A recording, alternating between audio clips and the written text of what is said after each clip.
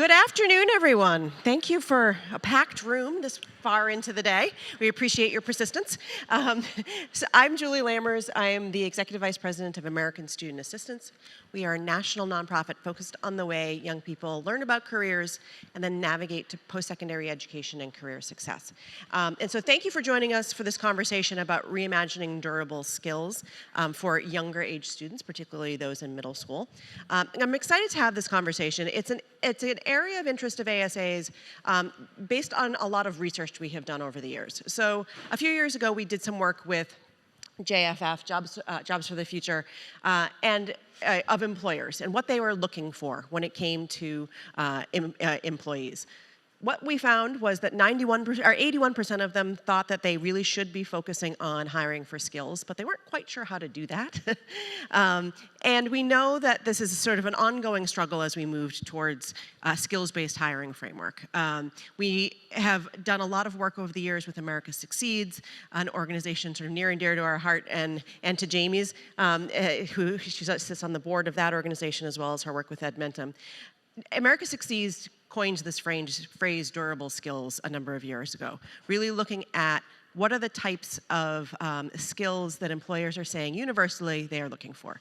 So about 70% of the jobs, of the skills that came up on employer requests for 86 million jobs were these durable skills. The types of skills that universally, regardless of the field, employers were saying they need. And so as we're moving towards skills-based hiring, our concern at ASA is that we're not really helping young people both build those skills and also articulate that they have those skills. It's two separate issues, I think, right? We can teach kids all that we want, but if we're not also helping them understand how do they convey that information to caring adults in their lives, to future employers, we're only halfway there. And so I think we are really trying to figure out how are we doing this work at an earlier age. We know that while it's not easy to build skills in general. Some more technical skills are easier to certify, easier to understand the sort of nitty-gritty of what you can do and how you do it. If we wait too long to begin to build durable skills, we've missed the boat for a lot of kids. It's much harder later in life to learn how to collaborate, to learn how to work in a team. And so we need to really start building the muscle memory of these types of activities in a much earlier age. So our organizations today are really at the forefront of doing this work and doing this well in very different ways. And so I'm excited to start this conversation today. So with us are Jamie Candee, the president and CEO of Edmentum. Sorry, in no particular order here. Omar Bawa, the co-founder and chief operating officer at Goodwall. Summer Robbins, the head of partnerships at Skillfully. And Carolynn Richmond, president and CEO of MicroSociety. So thank you all for joining us. Let's start, if you could, maybe I'll start with you at the end, Omar, and talk about two things. First of all, if you could introduce yourself and your organization, and what durable skill do you use most in your everyday job? Thank you, Julie. It's such a pleasure to be here and very grateful for this opportunity to share the stage as well. So I'm Omar. I'm a co-founder of Goodwall. You can think of Goodwall or visualize Goodwall almost as a TikTok meets Duolingo to prepare the next generation for the future of work and really prepare a future-ready workforce. Goodwall is a social education app. We serve millions of young people, around 3 million in 150 countries, helping them become the best versions of themselves and prepare for their futures, particularly preparing for an intelligent age and a changing planet. In terms of the skill I use every day, I think today in particular, as you can hear from my voice, probably communication. A lot of that, a lot of talking, a lot of collaboration, but on a day-to-day, a lot of problem solving and creative problem solving in that sense. Excellent. Thank you. Jamie. Hello, everybody. And by the way, if you have not seen their app, go download it, look at it. It is phenomenal. So that's like a plug for you guys, because Thank you, Jamie. I had a chance to meet his co-founder last month, and when I saw the app, I was like, this is the future. It's super awesome. Okay, so hi, everybody. I'm Jamie Candee, CEO of Edmentum. So at Edmentum, we have a large portfolio of ed tech products. The way you would think about it is at the lower grade levels, we focus on learning acceleration, specifically helping kids grow, catch up, be proficient, literacy and numeracy. The foundation of the company, though, we're actually 65 years old, and the foundation of the company was built on secondary learning online courses. So today we have the largest catalog of online courses. We now have over 200 CTE, Career Connected Learning courses that we're offering to middle school, high school, across all public schools, private schools, charter schools. We serve 6 million students here in the US, 1 million outside of the US. And I've had, as Julie said, the great, and by the way, thank you for having us on the stage today. I've had the great privilege of serving on the America Succeeds board for the last handful of years. The work that ASA is doing and America Succeeds to really bring forward not just the research on durable skills, but how we put it into practice has been truly exceptional, so thank you for that. So I will say so durable skills, you've got the competencies or the themes, there's 10 of them within it, we have our 100 durable skills. The competency that I use most is leadership. On a day-to-day basis, depending on what's going on in the world or what we're up to, that'll go back and forth between strategic planning, or I would agree with you, communication, because we've all been running around, I think all of us in this room, having lots and lots of conversations of how we do what's in the best interest of kids. So excited to be here and talk about the work. Thanks, Jamie. Carolyn. So I'm different. Most everyone up here is 100% ed tech, and we are probably 60-40. MicroSociety has been around for 30 years, working in 5 countries. It's a whole school model where students build an entire society, actually for one period a day, inside school. So they go to their regular classes, and then for one period a day, even kindergartners have jobs. So they leave their classroom and they go to work. They pay taxes, tuition and rent on their desks and their storefronts. Yeah, you have to hear about kids complaining about their taxes. So they run businesses, stock exchanges, research labs, publishing companies. And then in the last few years, we've really then entered the digital market. And so I guess that's why I qualified for being on this platform, but that's really opened my eyes a lot as to the potential of the digital world in terms of not to replace what we do, because we're very committed to having hands-on experiences for kids, but to supplement it. And we've learned a lot about that, which I'm sure we'll be talking about. In terms of the durable skill, certainly there's a lot of creativity, collaboration, and problem solving.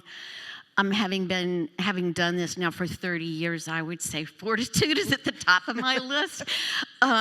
It's not for the faint of heart to do this work, but like everyone else, persistence is important. Persistence, yes. It is a pleasure to be here, and I've enjoyed every minute, really. Excellent. Wonderful. Summer. Hi, everyone. I'm Summer Robbins. I'm the head of partnerships at Skillfully, and it's a pleasure to be able to share the stage with you all today. You have some really innovative leaders helping to lead the charge in building and up-leveling durable skills in today's youth. At Skillfully, we are an assessment-driven platform that both exposes developed skills in the durable skills arena, in addition to validating those skills for both employers, education partners, and students themselves to help them be able to practice those skills in realistic and dynamic environments. Our platform also enables real-time feedback so that students can jump back into our platform and continuously improve and practice those durable skills in realistic settings. As the head of partnerships, my role really centers on building out our ecosystem of partners across education institutions, workforce partners, and employers. And again, just excited to share the stage with you all today. Excellent. Well, and durable skills. yeah, oh yeah. Sorry, right. I forgot. Sorry, Forgot the fun part. I would say, if I have the liberty of choosing two, collaboration, startup environment, obviously you can see that's super critical, and probably relationship building, given I'm in a partnerships role. So. Wonderful. Thank you. So, Jamie, maybe we could start with you just to level set and put on your America Succeeds hat for a moment. If you could make sure we are clear on what we're talking about when we say durable skills and why this was something that America Succeeds has focused on. Yeah, so simply put, durable skills are how we use what we know. So we've talked for decades about 21st century skills, soft skills. It was renamed several years ago when this research started, ASA, Burning Glass Institute, America Succeeds. And the purest definition is just simply how we use what we know. So if you listen to Tim Taylor, the founder of America Succeeds, talk about it, he puts it very beautifully, which is, your technical skills, and especially youth today, young people today, will have many, many, many, many different jobs in their lifetimes. And the durable skills are those skills that persist regardless of Jamie Candee, who is a teacher, which I was at one time, went into finance, went into ed tech, right? 3 very, very different jobs. But durable skills are those skills like communication, like critical thinking, like collaboration. I had to understand how to use those skills, develop those skills in every single one of those jobs. So hopefully that helps. No, thank you. So I'll continue with you for a moment. So Edmentum has really made it a priority to embed this work into the curriculum that you provide. Can you talk about what that looks like for teachers and learners? Sure. So one of the things that we recognized, and by the way, raise your hand, how many of you are educators? How many teachers in the room? A lot.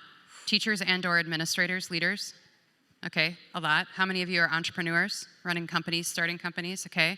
How many of you are investors? Do we have any investors? Okay, we got an investor in here. Excellent. All right. So just want to get a lay of the land. So for those of you that are educators, you know what I'm talking about. You all have been teaching and working on durable skills with your students forever. But it's hard, right? So you have to consciously think about how am I going to get kids who right now are learning 4th grade fractions to practice collaboration and communication skills. Like it's a process to go through trying to figure out how to get kids to do that. So what we spent a number of years researching, how do we bring durable skills into our online curriculum so that we wouldn't add an extra thing that we wanted you all to go into the classrooms and use, right? So you already have to teach to all your state standards, you already have all the pedagogical requirements. Being a teacher is a heavy lift, and the work that you have to do in the classroom, there's an endless list of things. And so as we were deciding to roll out our career-connected learning curriculum, so there's a big push right now to get middle school kids engaged across this country, let them be passionate, see their future, and then stay in school and pursue that.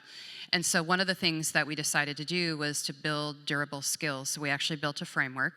And the durable skills are built directly into our middle school CTE courses and are now expanding to all of our core courses. So when you pull up one of our courses, just like you can search your state standards, take ninth grade English as an example, you can now also see within the curriculum and within the scope and sequence exactly where the durable skills are embedded. So it's things like how students go and work together in a team environment, practice collaboration, and then present their findings. And so we're helping you search, think of durable skills as a standard, and most of you are using online platforms. You know how you can go search for standards. You can now do the same thing with durable skills. So we think this is just the start, but it's a way to get it woven into core instruction and a way we can expand it from there. And since you mentioned middle school, I know that has become more of a priority for your work in the last few years.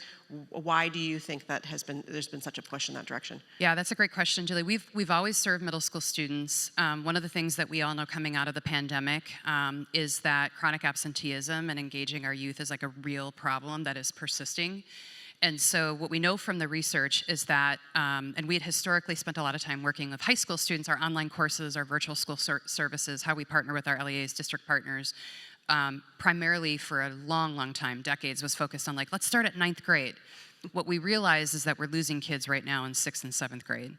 And so there's a lot that we could unpack with that, but at the basic focus areas for us is get kids excited about school, get them to come to school, regardless of how you've got charters out here, virtual schools, traditional public schools, but let's get them engaged, let's get them excited. Let's get them involved in different types of courses, curriculum, classes, activities that are beyond just the core. It's important that they learn the core. It's important that they're literate. It's important that we get them graduated on time. But they also have to feel love and excited. Their bellies have got to be full. They got to feel excited about school. They got to be able to engage with a teacher, feel like they're cared and loved for.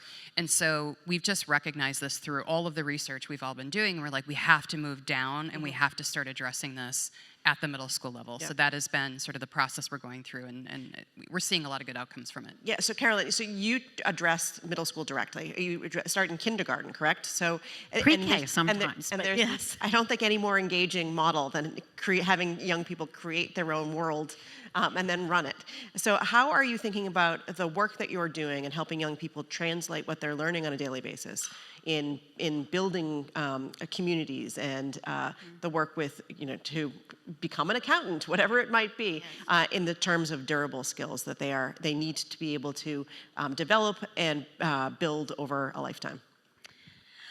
Well, for us, it does, Julie, start very early. And the organization was really created to try and reimagine schools. And doing that by figuring out how to motivate, to your point, Jamie, how do you motivate students to want to be there? Because if they don't want to be there, it's very hard for them to learn. And as we all know, everyone loves to play house. That never changes from the time you're young until you get older. Until you actually have to clean your own. Until you have to clean your own, yes. Oh, God, I have to remember that line, yes. But yes, it's just, I think, a need to feel that we all do, that we want to feel that we're contributing and that we have a place in the world and we want to figure out where we fit in. And so I think having these opportunities for us, the purpose was not to teach kids careers. The purpose was to motivate kids to want to be there. And we do that through careers because of the very thing I'm just talking about. So now, in terms of durable skills, it is so obvious to visit a MicroSociety school how this happens all the time.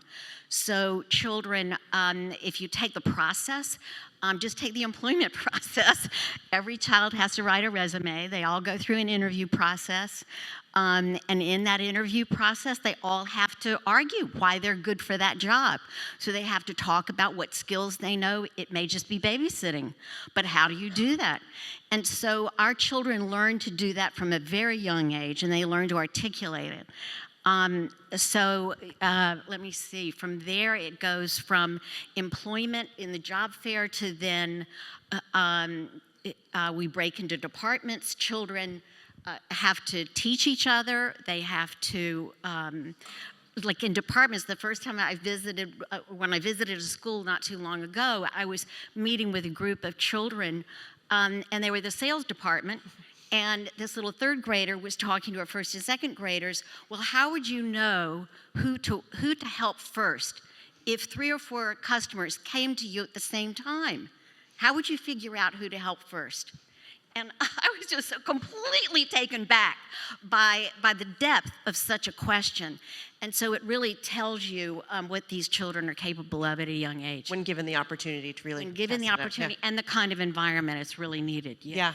So Omar, let's turn to you for a moment. So your platform is really built on the idea of building skills while doing good in the world and then being able to articulate to others. So can you talk a little bit about how your platform works and how you're reaching 3 million young people and adults, I guess, to do that as well? Thank you, Julie. Appreciate it. At Goodwall, our approach is kind of unique because we're direct to students, right? We're not deployed, and I'm really grateful to see so many educators in the room, and maybe we'll have quite a bit to talk about after. But we're direct to student, and what that means is we're competing for time and attention amongst all the other apps, whether it's TikTok or Snapchat or WhatsApp. And it means that we had to kind of reinvent what education means for young people. We had to focus on building intrinsic motivation, making it to a large degree edutainment, not just education in the traditional sense. Our approach of education is focused primarily on experiential learning and social learning. So maybe just to explain what I mean there. When it comes to especially durable skills or skills, contrary to a knowledge-based education system, you learn by doing something. It's very practical. So we create challenges. Is everyone here familiar with TikTok, hopefully?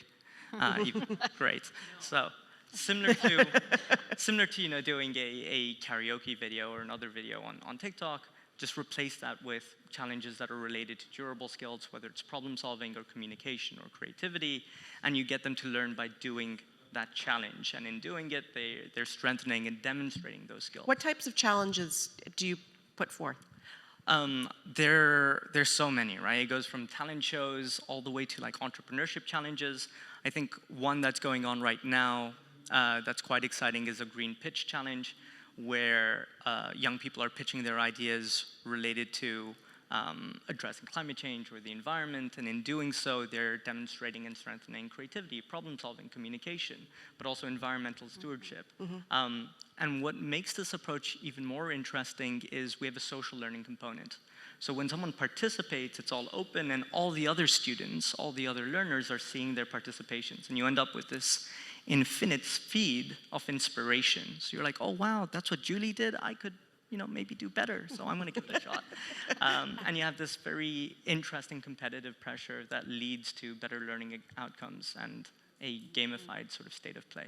And how do young people think about the durable skills that they're building within that platform? So that's an interesting point, is the entire experience almost feels like a game. And as a result, they don't realize they're learning until they have learned something. They're like, oh, wow, my communication skills are now so much better, or I can problem solve. It almost has to be, you're not leading by telling them, hey, you're going to learn these skills. Yeah. It's something that just happens intuitively, and by the end of it, they've got the outcome and the result, and they're showing it on their Goodwall, which is a profile, a skills portfolio, if you will, to demonstrate their skills. One other final approach that makes Goodwall kind of unique is these programs, these challenges are brought to you by corporates or future employers. So all the skills that are being taught are skills that are relevant to future employers, whether it's AI fluency brought to you by Microsoft and OpenAI, or it's green skills brought to you by Accenture. It also makes sure that the skills that we are teaching are relevant to the future of work. That's great. So once we've built some skills in schools and had some challenges to build them as well, your role is really to figure out how do we then translate to what employers are looking for, right? So talk a little bit about how your platform helps employers do that. Sure. So at Skillfully, we work with both employers and organizations who are serving job seekers and students to be able to help them through our technology and our assessment-driven simulations be able to up-level and enhance their durable skills development. As you mentioned, Julie, and within the work of America Succeeds, when you look at the vast majority of job descriptions on the market today, many of them are centered on those durable skills. So in our work with employers, what we'll do is work backwards from that job description, understand the durable skills most predictive of success for that particular role, and then build out custom simulations that are basically candidates' opportunity to practice those durable skills with a relevant context or some type of job specificity. The really cool thing about this is we're able to take those same simulations and put those in front of students and job seekers as a skill development and skill validation lever where they can jump into a simulation on our platform, go through multiple attempts where they're able to build up these skills within realistic and dynamic interactions that are going to be a direct translation of how they're practicing these durable skills within a real world environment. So if you're a student who might be interested in a sales role at some point, rather than just, saying, okay, I think I've demonstrated some of these skills over the course of my life, so I guess I eventually put that on a resume. What we can actually do is put a student in a simulation where they're having to practice things like customer discovery and asking intelligent questions, things that directly map to the real world application of those durable skills. Maybe have some of Carolynn's students talk them through how to prioritize customers. Bank teller in MicroSociety, yeah, we should do that. Oh yes, they're bank tellers. Collaboration. They're tax collectors. Everything, all opportunities hit.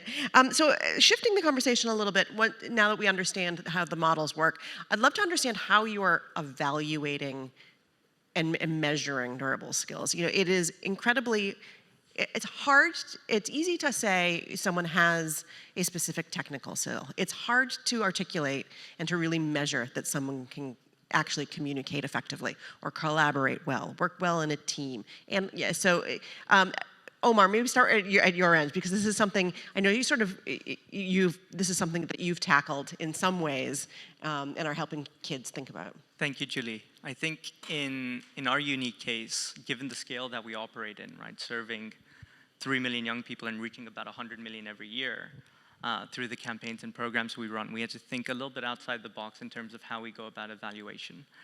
The first way in which we did it was peer-to-peer evaluation, because since it's a social community and it's a social network, and everyone is participating and everyone's seeing what others are participating in, they're able to engage with each other. They're able to support each other, like each other. In fact, it's become, in many ways, one of the most positive social networks out there because everyone is just congratulating and praising each other. And that's a really good indication for collaboration or communication skills.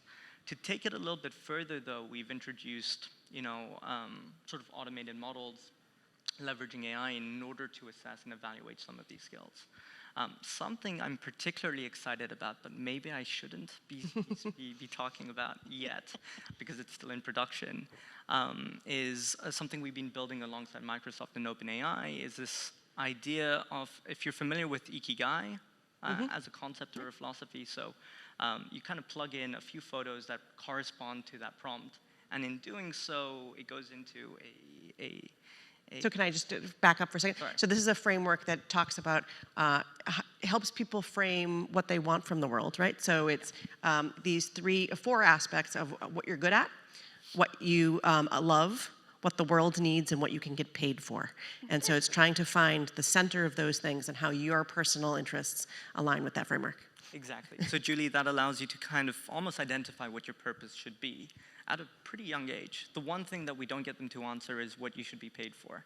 So they answer all those three other questions, and in doing so, we're able to, through these photos that they're uploading, we analyze the skills that are demonstrated as well in those photos and in the next iteration videos as well. And in 30 seconds, we're generating a holistic profile that includes all your skills, your competencies, your aptitudes, but we're also able to predict what your first job should be, which university you should go to, which subjects you should go to the degree that it's actually quite scary. Very but scary. The level of accuracy it's got into is like 80, 90% at this point. And how is that tested? Because there's a gap between when you're doing this work and when people are actually entering the job market. Yeah. So how are you assessing that accuracy? So we've been testing it both on students, but then also on folks who are just starting their careers and people who have already started their careers. And the best testament we've had was I did a live demo of this with a university student. And she did the case, and she got this result, and she was so excited. I was like, oh, great. But her result was marketing, but I think she was studying law or accounting or something. She was looking for a way out. Right? And I was like, she was so excited. She's like, this is exactly what I want to do with my life. I'm like, why aren't you doing it? Because in her culture or in her family, it was unseen to do marketing. Yeah. And so finally, she has something she can go back to her parents with and say, look, the world thinks I should be a marketer. This is exactly what I should do. This is what I'm destined for, and I don't want to be a lawyer. So maybe that's the next generation of your product, helping kids talk to their parents about their real interests and goals. A whole new line for you.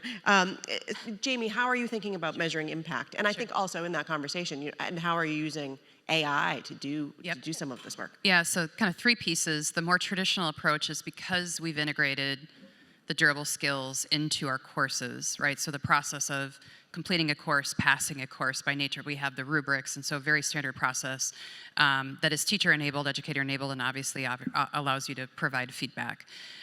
Where we're going now is we are layering in more and more AI without removing human in the loop, right? So it's easy for us to say AI is going to be able to give all the feedback and we won't need teachers to do it. And the reality of that is it's simply untrue, because we can teach these large language models and AI forever and ever, but the nature of how you understand kids and students and emotions, AI is never, we don't think it should ever replace that. And even if it can, for younger students especially, those that are in 6th, 7th, 8th grade, we still think that the teachers need to be part of that process. So we've built a comprehensive rubric, a way in which you grade, score, or provide feedback on those durable skills within the standard course.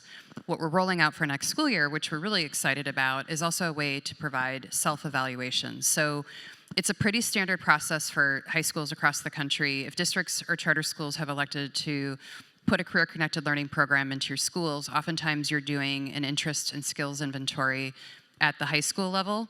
Not many are doing it down at the middle school level. And so thinking about what am I passionate about, what am I good at, and then what kinds of careers can I pursue from that point. We have brought that down to the 6th grade level. So we're introducing that as part of the full solution. Beginning at 6th grade, you get it free as part of our solution. It's really exciting. What that's doing is it's allowing that critical thinking, that self-evaluation, creating that journey, that path for yourself as a younger child, beginning in 6th grade versus 9th grade. We think it's too late if you're starting in high school or the latter years of high school. We've got to start it down in the lower middle school. So that is all integrated, and what's great about that is you go through that inventory, you then take a career explorations course that's very dynamic, very engaging, and then from there you can choose. We currently have 60 pathways. Those pathways start down in middle school. We just announced a partnership that's rolling out this week with Interplay, which is really cool. So when kids get excited about going into some of the high-skilled trades and things of that nature, it's a very immersive learning experience. And so what we're working on now is really making sure, like you listen to what all these companies are doing, not any one of us is going to create kind of the full ecosystem of what's possible for kids. But if we figure out ways to build that ecosystem together and then make it really easy and efficient for teachers to implement that within a classroom, we think that's the path for the future to bring these types of programs to kids. Slightly off topic, but I'm just curious at the level to which you are building in AI competencies in some of the stuff you're doing. Like AI as a skill, it is not necessarily a durable skill, it's more of a technical skill, but it's a skill that kids universally will need in the workforce, and being able to negotiate. It's not something that came up on America Succeeds rubric because we weren't quite far enough down the line yet, but how are you thinking about that? Yeah, so we are building an AI pathway right now. It will be released by next school year. We have talked to thousands of educators and administrators across the country, and I'm speaking specifically now here in the US, and only about 20% of our educators and administrators feel like they are AI literate. So AI literacy is a real issue, and all of us in ed tech have been working on, like, how do we build the skills in kids?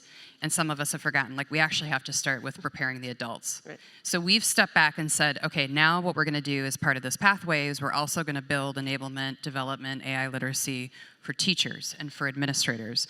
And we're going to make sure people understand safe AI, how we do this work together as adults, in tandem with building a full pathway right now that kids will have access to beginning in middle school. So we're actually trying to approach it two-prong and making sure that we're bringing all of us, the adults, because the kids have already figured it out, right? Like, we could all sit and talk about the 100 different ways. I've got kids, middle school, high schooler, and like, we could all talk about all the ways that our kids are light years ahead of us right now with ChatGPT and every other one. And we're just still trying to figure this all out as adults. And so we really want to make sure that we're building a pathway for our educators in tandem with building that pathway for our students. Kids are always ahead of us with technology, right? So how are we making sure we're not holding them back and actually using the tools effectively? Carolynn, in the MicroSociety, as you mentioned, the majority of the work you've done is hands-on, but you're working in digital components. How much does AI play into that work going forward? Yeah, yes, with our digital components, so what we have two actually, a game and also a digital platform of the entire MicroSociety. So as children are running their brick and mortar experience, they can also now look at the digital version and sort of window shop, that sort of thing, by seeing it all in one place. In terms of how AI is being used, it's in several ways. Really as many ways as adults can use it. Students have begun to do on our digital platforms. So they use it as a friend, someone to talk to. They use it as a guide, how to improve their writing. They use it as a business advisor. As I've started my business, you know, was this a mistake or was this a good idea?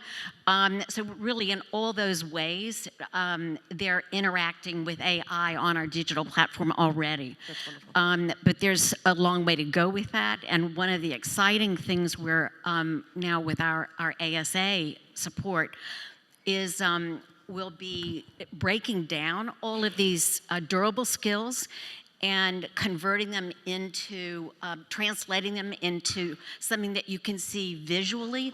So we're going to be creating a whole set of look-fors that kids and teachers and everyone will be able to use, and hopefully we'll be turning that into AI as well. Wonderful.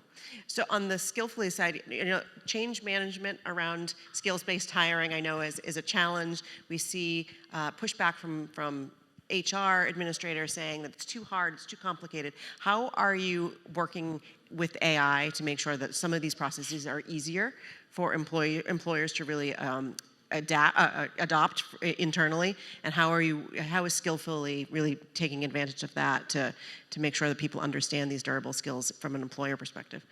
Yeah, so a large piece of our platform is for the ability for us to be able to provide AI-driven scoring and evaluation that are evaluating those critical durable skills and also technical knowledge that accompany those job descriptions for employers. And so Really simplifying that process. yeah, and being able to, often you get a big cadre of applications, you're having to review them, you're using AI tools, but in the day of AI, where there's this arms race between employers and job seekers, candidates are using AI to up-level their job descriptions, where you have resumes that are perfectly keyword match. It looks like Shakespearean prose for every cover letter. So employers are now having to decipher who actually can demonstrate those skills versus who's just saying on paper that they can do it. Very good at using AI tools. Yes, so it's just everyone trying to out-AI each other.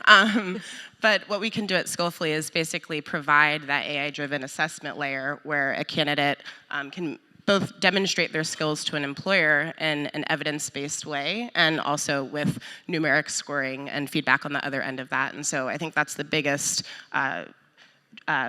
shift that we're seeing with those employers and allowing them to really see that ROI on their end. And do you see AI fluency as something that employers are looking for more and more? Yes.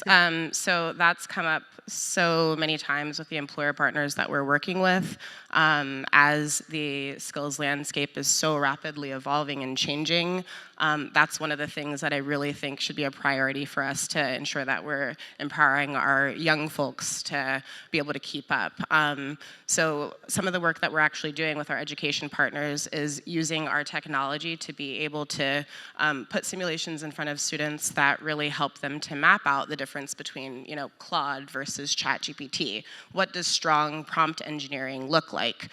Despite the fact that we're an AI company, we are firm believers in the resilience of durable skills, but we do think that AI sits as a really great complementer and supporter of those durable skills. And so it's just as important to make sure that we're empowering our young folks today with that AI fluency.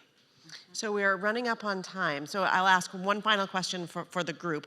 I guess we are moving rapidly towards an environment of skills-based hiring. And I think one of the concerns that we have at ASA is that we're not necessarily aligning young people with the understanding of those skills and the ability to build those skills at the rapid pace that employers are asking for them. So as more and more states adopt efforts to eliminate degrees as requirements and are looking to build skills-based hiring frameworks, what are one or two things that you would like to see happen in the next year or so to help us move to a place of being able to provide more opportunity for young people to build these skills? Jamie, you look like you have an immediate answer. It's a call to action. All right, educators.